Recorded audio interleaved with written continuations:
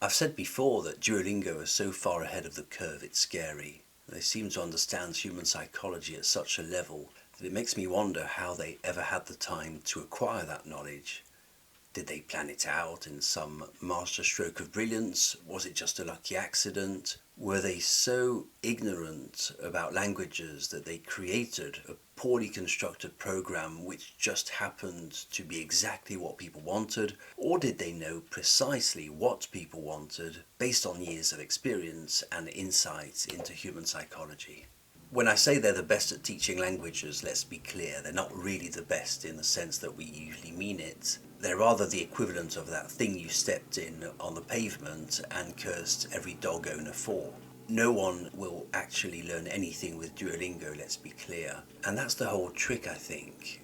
That they've created something that was so disjointed and opaque that even teachers can't pin down what the purpose of it is. And it's like a bit like listening to a Sybil speak in riddles. You'd have to collect all of Duolingo's or of the Sybil's mystical sentences. You'd have to collect all of Duolingo's random sentences, line them up, study them like scripture almost, just to guess what the underlying principle is. What are they actually aiming at? Just like a Sybil, you'd have to record all the Sybil's mystical phrases on a period of time, put them all together to see if there's some sort of underlying principle behind it. And you really can't criticize them on the language level just because even teachers don't understand that language level. You see, you can't attack them on that front because there seems to be no logical reason to it. So did Duolingo know this before they started?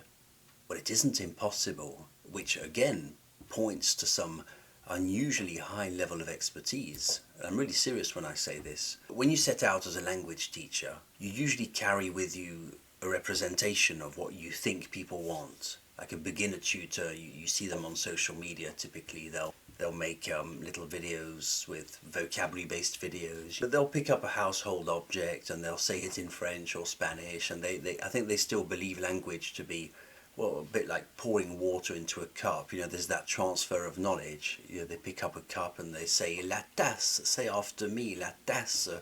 And that's how you usually notice a beginner tutor at their trade, and it's not, there's no shame to it, we've all been there. But these beginner tutors haven't yet begun to scratch the surface of human psychology, and some teachers really never do, let's be frank. Between the moment you start out in the profession, you have this representation of what it is, what it means to teach a language, and several years later you start to see levels of human psychology. You start to define a language differently than you would have in your first month of business. You start to question, well, what is the definition of a language? What is the definition of teaching? You start to see layers of complexity, which of course you couldn't have during your first few weeks. So what I'm saying is that the experienced teacher realizes the complex psychological factors that come into language learning.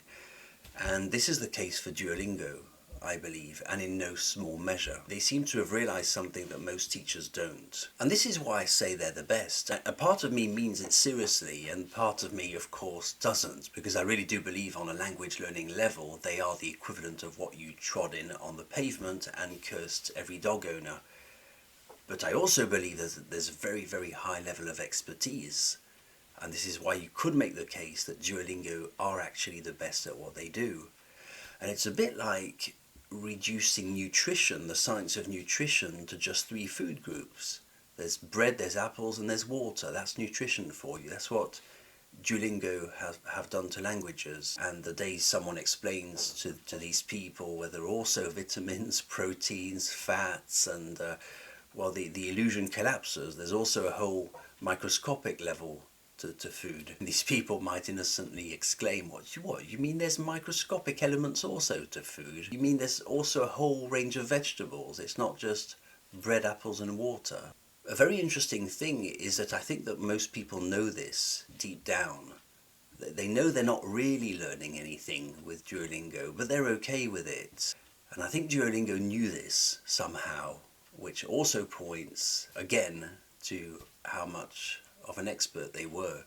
I think they knew that humans happily redefine empty actions, empty shells, and give it whatever name suits them. We just redefine things as we want. So we put the name on the action, even though we're not really doing the action. In this case, we're talking about learning. Oh yes, I'm learning. Well, definitions change is what I mean. And the example I usually give is when people go to the gym, the definition stays the same, but the action usually shifts. So the first month you go to the gym, if you're not a gym goer, maybe it's a New Year's resolution or something, you go to the gym, you're a gym goer, you do it seriously, you follow a program, you sign up to classes, but then 6 months down the line, people still go through the motions, still officially go to the gym, but maybe this time they chat with a lot more people, or they sit around, they're not quite as diligent with their training program, and so forth. And this is why Duolingo are the absolute best at what they do, not because they'll teach you French or Spanish or anything else,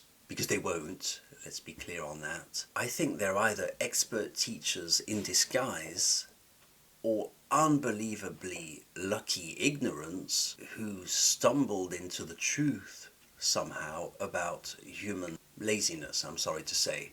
Personally, I don't really buy into the ignorance story.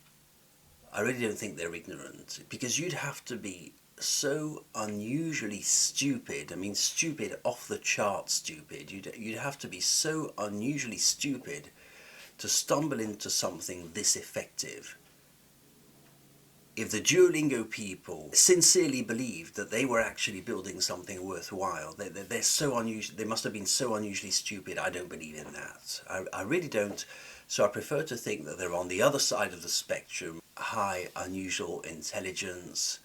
I think they were experienced in language teaching and in human psychology, and maybe just a bit sinister also.